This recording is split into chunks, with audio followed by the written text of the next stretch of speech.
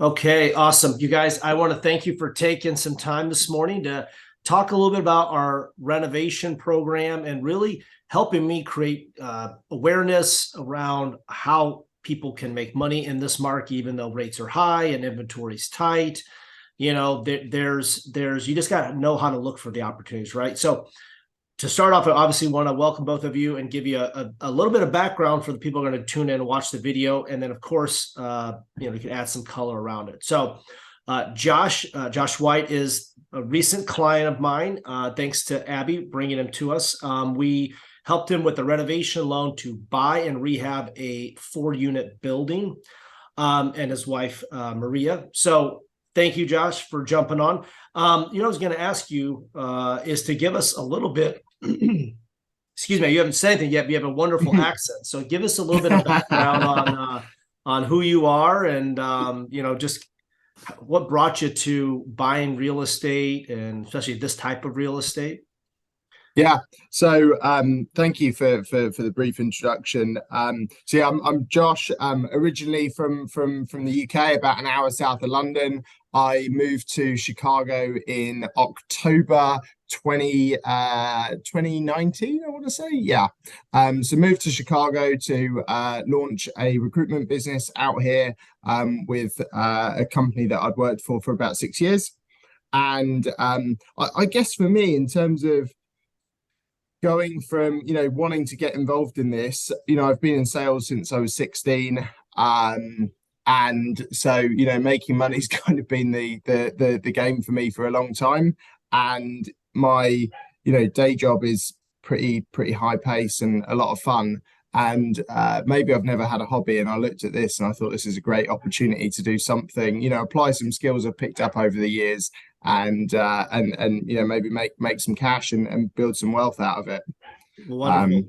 You know what? And I think it's people's, they either have a background in it, either they're in the trades or what have you, or they have a good team around them, which lends us to talk about Abby real quick. Abby was is your real estate agent, and she's with Coldwell Banker, been in the business for a while now, and you got a unique background, Abby. Did you say you were in mortgage at one time? I was, yeah. So kind of a long story, but I'll make it short. So I was married before, and my ex-sister-in-law, she actually was a real estate broker back in Kansas, and she got me involved working for a lender. And I ended up transferring with that company to Chicago, like literally like 2 weeks after I filed for divorce. It was kind of crazy. So I worked in the lending industry for about 2 years. And then from that, I actually got into management as the director of sales and marketing for a luxury boutique brokerage for about 3 years or so. And my undergrad, I had an emphasis in real estate. My dad runs a business, not real estate related, but I've just kind of always been in the numbers business game, which has always been fun. Yeah. And we were talking a little bit before we started the video here, was my goal in all this is to share your guys' story and let people know that the possibilities are out there. But also, I think a lot of people don't realize that there's financing options to help make this a reality. I think people look at real estate and say, I don't have that kind of money to go buy a big building, or I don't have the money set aside to do $150,000 in renovation, right? So they just think that's not for me. I'm going to do it the way everybody else does. I'm going to get a little condo, live there for a handful of years, sell it, and then maybe move up to a townhouse, and then, go out to the suburbs one day and get a single family house. You know what I'm saying? There's this trajectory that everybody puts themselves in this little box, and that couldn't be further from the truth of what you did, Josh. And I wanted to start off with some of the eye-popping numbers, the things that people really want to hear. So like I said, you bought a 4-unit building earlier this year, and you paid $690,000 for it.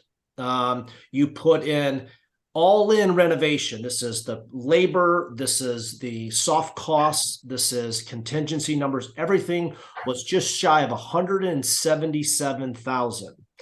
And what that equated for you when the property is completely renovated right now, obviously, as we know, it's under construction, but once it's completely renovated, your mortgage is going to be completely covered, and you're going to have passive income to the tune of almost $632 a month. And these aren't your numbers or Abby's numbers. This is what the appraiser told us. So we use the term in the industry house hack a lot, right? And they're like, ooh, how can I house hack a room? How can I do? You house hack the whole property, get your whole mortgage covered, and putting money in your pocket.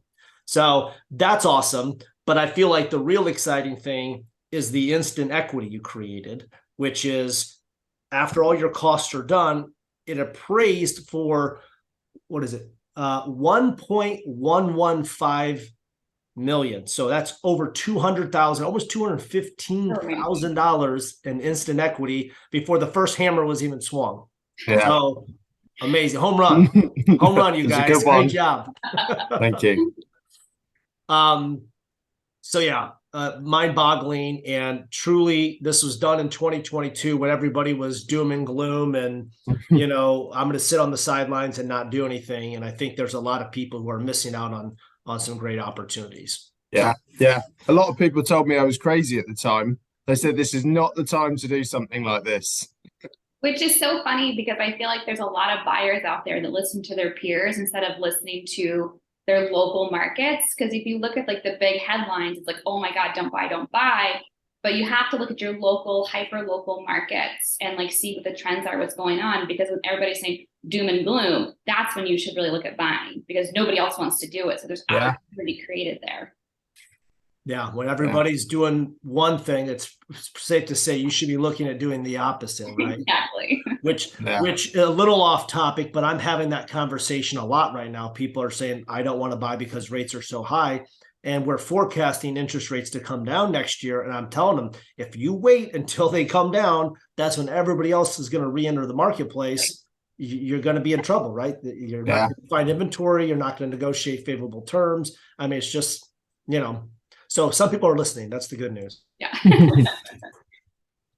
Okay. So let me just ask, Josh, you can buy a property and rehab it before you go all the way into like a 4-unit building, right? That's a big project. What was it about the multi-units that attracted you? Do you know what? It was actually just a real escalation. I think when I started off and I had my first call with Abby, Maria and I were open to a lot of different things. We were considering, do we look at a 2-unit building? Do we just would we just buy a condo? I don't know. I mean, we were very open, but once I started looking at the multi-unit, once I had a decent call with Abby, and then a call with Amir at Guarantee Rate, and then a call with you, Jesse, it was like suddenly I realized that this is actually possible, feasible, and when you start looking at the money, you're like, it actually would cost in terms of cash down basically the same amount to do the 4-unit building as it would to buy a condo. Right. And so let me elaborate on that real quick, because you mentioned, so when you're saying similar down payment, these loan programs with the renovation, there's some pretty low options, right? As little as, 3.5% to like, I know in your case, you put a little bit more down because we hit that loan limit, but we're not talking 20%, I guess is my right for the people out there listening. There's some low down payment options on this. Yeah, absolutely. And 20% on 690 feels a bit scary, right? But when you run the maths on 3.5%, you're like, oh, actually that's not too bad at all. Right. So I think for me it was like a lot of people, I probably didn't realize it was possible. I probably looked at it and thought this isn't that accessible. I need a bit more capital behind me to do this. But once I started getting into it, once I had a few calls with good folk like yourself, I really realized that actually, if we get the right deal and if we find the right thing, it could be a real catalyst for something quite special. Yep. And then did you guys know each other going into this, or how were you connected between you and Abby? So I actually, you guys used to work together as coworkers, friends. Yeah, she connected us. And I actually met them at one of my listings at an open house, and they were already working with another broker, and we met each other and just hit it off, and they dump their old broker and everything else, and have referred me Josh and Maria and multiple other amazing people. So it's been a great connection. Awesome. And then Abby, was it you that kind of dialed into the area, and or did Josh, did you already know, like, we want to be, because this property is in Hubble Park, kind of West Ukrainian village area? Yeah. Correct, right? I mean, I think it was kind of, we talked about neighborhoods and like kind of what to look for. And I mean, like if you buy a property in the heart of like Bucktown Wicker Park, you're probably not going to have that high of return because just the costs of the actual building itself. Versus when you look at something that's kind of on the outskirts of places that have already boomed, that's where your opportunity can be created to get a good price and put that money into. So it was kind of a conversation of like what they were looking for, and then kind of going out and actually seeing places in person and like seeing what was around and what was coming up. And I think it's also important to look at like other new construction that's in the area, like where developers buying lots, because that's also going to drive the market. Yeah. As well. Yeah.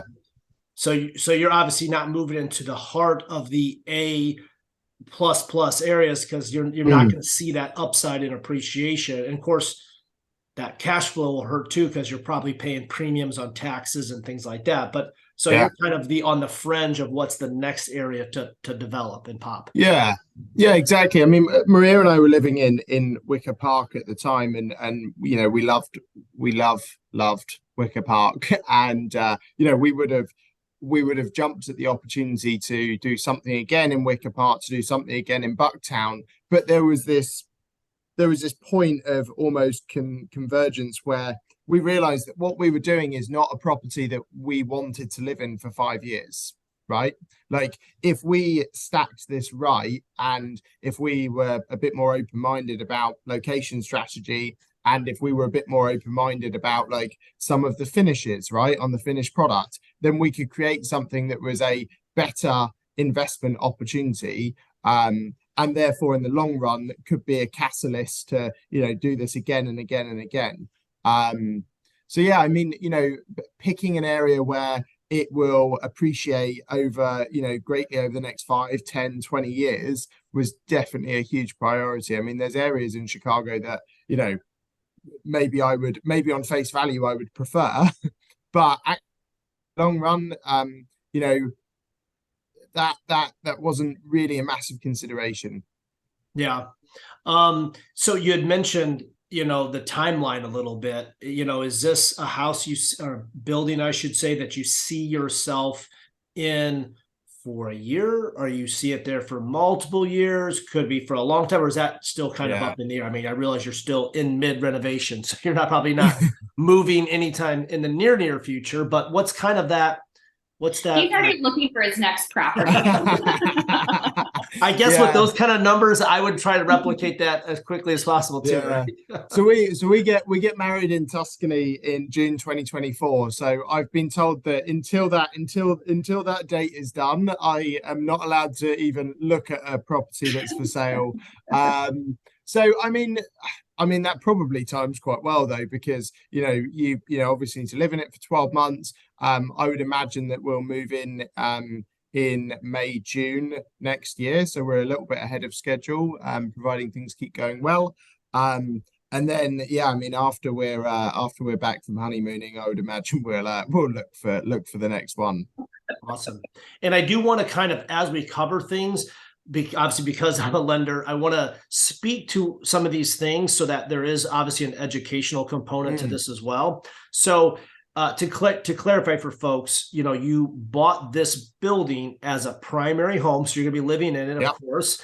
And you do need to live in the building for at least 12 months. So we're definitely not promoting somebody trying to game the system and buy investment property or investment properties as a primary home. That's obviously against the guidelines and isn't allowed. But yes, we realize that as from a lending industry, we realize people can buy, rehab, live in a property, and then past 12 months they could move into a different area or what have you, right? So that is one way to and it lends to your a multi-unit building is in most cases not going to be somebody's forever home, right? They're going to want the privacy of a single unit structure at some point. So, okay. And then, prior to doing this transaction, had you ever heard of the term house hack or the BRRRR strategy?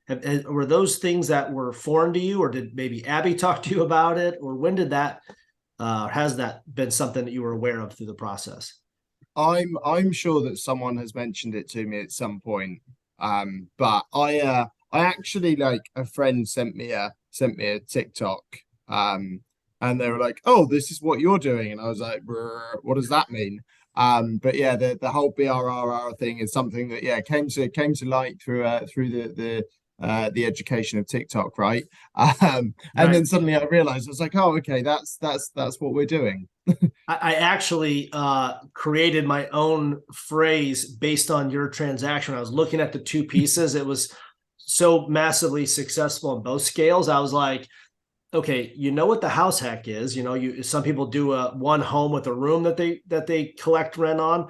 Obviously, it's more common in these multi-units where you have the rents covering your mortgage payment. So that's the house hack. But then the BRRRR, BRRRR, there's 4 R's. That is, I think, maybe a little less common. It's for those that aren't aware of it: buy, rehab, rent, refinance, and then repeat, right? Those are what all the R's stand for. And you put this all together, and I was like, this is like a power hack. I mean, you're doing everything on such a massive scale. So, and Abby, when we had a prior conversation, she was talking a little bit about how she really enjoys obviously working with home buyers, but she likes the numbers, she likes crunching, she likes creating opportunities for her clients. And so she obviously likes working with real estate investors as well.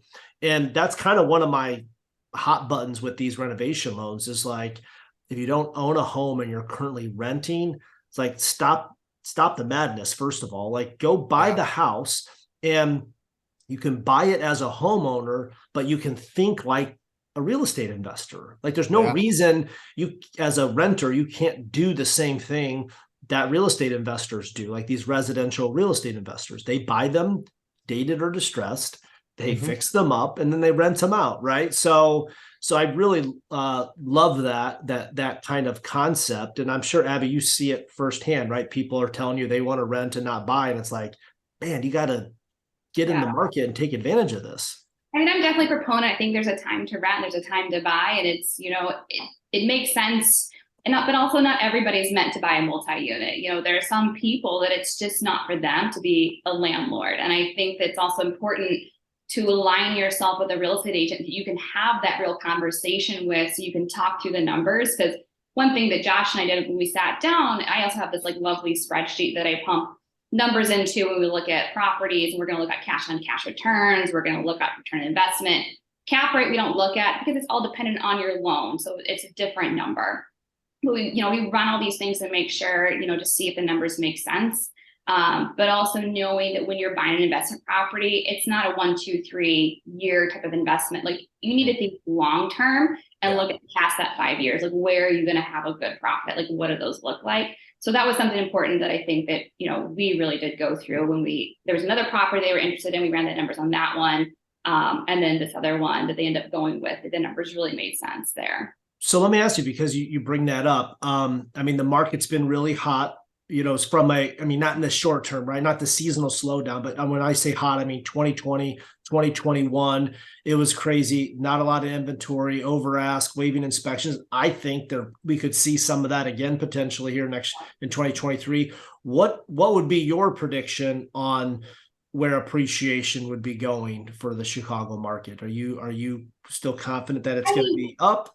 Yeah, I think, again, like looking at the headlines and stuff, if you read all the national headlines, they're all like, oh, the real estate market's going to crash, whatever. And it's like, okay, yeah, if you're looking at like, Florida, where people are paying $150,000 in cash over asking, yeah, of course, the numbers are going to go down. Chicago is such a different market that we tend to be stable most of the time. In some neighborhoods, you might have 0% appreciation, like from year to year, versus like maybe 3% is like, 0 to 3% on average for most neighborhoods. So as far as like Chicago having this crash, don't see it happening. But I think Chicago's a very stable market where it's consistent, steady appreciation.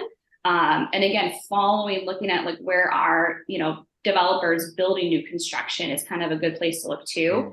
But, you know, just running the numbers and like, where does it make sense? And like, is being a landlord for you, you know, multi-unit, things like that. So it's definitely a big decision and all of that too.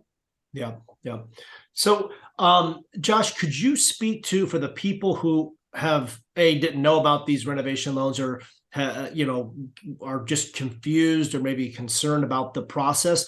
Could you speak to two aspects of it? One, going through the loan process, right? From getting pre-approved to writing your offer to get it accepted, you know, what was the experience of getting the loan and closing? And then now that it's closed, what has been the experience with working with the contractor? And in your case, bigger projects require a HUD consultant. So you have a HUD consultant involved. They're doing inspections and the draw process. Maybe you could speak to a little bit of that for people who are new to all of this.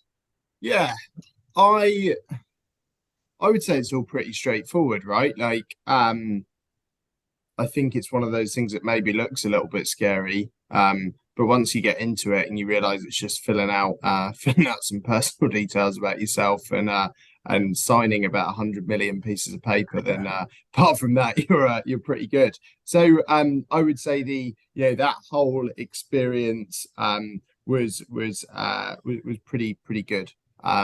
There were a few complications, but and there are probably some opportunities where maybe it would have been easier to throw in the towel. But you know, we made the decision to keep going and get creative and make things work, and that was brilliant. So in terms of where we are now, you know, fortunately the general contractor is someone that my father-in-law knows pretty well. So that's been pretty straightforward. I mean, he's let us be pretty hands-on with it. The whole experience has been, you know, of actually now being hands-on. I mean, we've been doing a lot of it ourselves, so we've been getting in there and doing a lot of it ourselves, which kind of helps with the sort of long-term sort of value creation. You know, we'll spend a little bit less on it, do a bit more ourselves, and then hopefully we'll be able to pull a little bit more out. But yeah, I mean, it's all been dead simple. Right. There's not been anything that's been scary or complicated, really. It's plain sailing. The main thing I think that I would want people to take away with the process, at least, is that, to your point, there's a million documents to sign. Well, that's common with any mortgage, right? There's always a lot of paperwork you have to sign. The main components that are different is we're incorporating this new person in this transaction that isn't involved in any other regular transaction, and that is the contractor, right? So you do have to confirm that person is in good standing with the state and properly licensed and insured and have references. You know, they've done this type of work before, right? We don't want your project to be the first time they've ever done something like this. So we do these things to protect the loan or protect the money, but ultimately it ends up protecting you too, right? So that component is unique to these renovation loans. And then the other piece really would be the appraisal, right? A normal appraisal goes out and looks at a home and says, this is what it is worth as the structure stands today. That's different with our loan, right? We give them a copy of the bid or that scope of work, and they go tell us what it's going to be worth all fixed up, right? So that those two components are unique. And then, of course, when you close on a mortgage with a regular transaction, as soon as we fund the transaction, you get the keys, it's yours, wherever everybody's off and on their merry way. With the renovation loans, as you alluded, we close and now the next phase starts, right? Now we're breaking the house apart and putting it back together again. So that component obviously is different as well. But I do tell people, you know, we don't do a final appraisal at the end. There's a final inspection, but the appraisal that we have is the one that we did during the loan process. So I tell people, you know, if you're going to refi later down the road, we would still need to do another appraisal then. But you know, what we have from the initial closing is what we use for the appraisal. So not a scary experience as what the takeaway is. Yeah, and you hit on some really good points there. I mean, the whole, you know, the whole the guidelines around FHA, the way it's structured, the I guess the rigor around choosing the right people, getting the right people involved, like that's so important because that's protection for you too, right? Like I'm no expert on this whatsoever, and without the protection and the guidelines, you could probably pretty easily, pull together something which doesn't work out particularly well. But the way it's set up kind of safeguards you, and that's brilliant. Yeah. I actually had somebody recently, to your point, where they had funded their own renovation with cash they had saved up. And they came to me almost like broken people. They were like, we don't know what to do. We gave this contractor $100,000 and he won't return any of our phone calls. I And just want to add to that as far as like when it comes to contractors, like asking to go see their projects, what they've done, asking about their warranties, like put it in writing, have your attorney review it, all sorts of things like that. Because I can speak to that essentially. Like my husband and I bought a condo last year to total gut rehab, and we had a fire in our contractor, and he was referred to me by one of my developers. And it was just kind of a bad, whatever situation. And then we ended up kind of subcontracting the rest of our work and stuff. So it is so important to make sure you have the right people lined up. And even like during the process before you even closed your loan, like interviewing those contractors, having them come out to the project, talking to architectures, everything like that. yeah. Yeah, it's definitely, that's a key component, and as a lender, we're not allowed to give out contract. We don't have an approved list. We can't give names. So it is important for folks that are looking to do this type of thing to get the contractor, or at least narrow it down a couple options as early in the process as possible. Because if you're waiting, till day 30 of your 60-day close to start looking for a contractor, things are going to get ugly pretty quickly. So, and I tell people, if you're not sure where to look, I think friends and family is a great place to start. Somebody who's had a good experience. Obviously, your realtor could have experience with other people. That's a great place to start. If you really have nothing and nowhere to go, I tell people, talk to the local municipality and see if there's approved contractors with that. Because that's, if they do, that those people already know what the code is for that area. They already have a working relationship. So you're just kind of setting yourself up for success, knowing that they're already kind of plugged into that community. Yeah.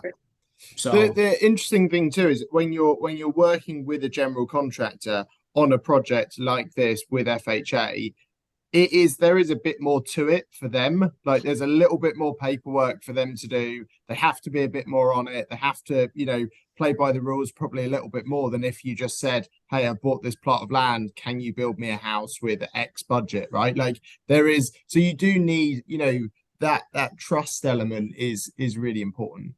Yeah. If they're difficult to work with in the beginning, meaning they don't want to comply with what's being asked of them, fill out the paperwork, sign up on this, give us references. It's like when you're starting to date somebody for the first time, like those little, spidey senses are going off. Like, I don't know if we're a good fit.